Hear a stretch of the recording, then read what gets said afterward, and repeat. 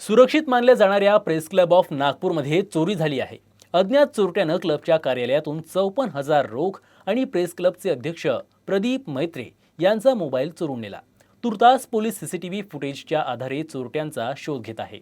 ही चोरीची घटना सोमवारी पहाटे 3:30 वाजेच्या सुमारास घडली।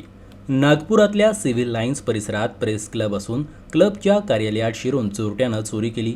पोलिसांकडून मिळालेल्या गुप्त माहितीनुसार चोर बाल भारती कार्यालयाच्या बाजूनं भिंतीवरून उडी मारून क्लबच्या आवारात घुसला आणि थेट ऑफिसमध्ये पोहोचला। तिथे त्यानं कपाट फोडून 54,000ची रोख रक्कम आणि क्लबचे अध्यक्ष प्रदीप मैत्र यांचा जवळपास 1 लाख रुपयांचा मोबाईल फोन चोरून नेला।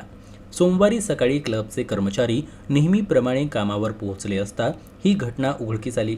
यानंतर क्लबचे व्यवस्थापक राजेश साखरकर यांनी तत्काळ सीताबर्डी पोलिसांना सूचना देऊन तक्रार दाखल केली।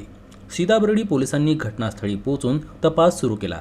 सोबतच सीसीटीव्ही कॅमेऱ्याचे फुटेज तपासले जात आहेत। ही चोरी पूर्वनियोजित असल्याचा पोलिसांचा संशय आहे। पोलीस चोरट्याचा कसून शोध घेत आहे।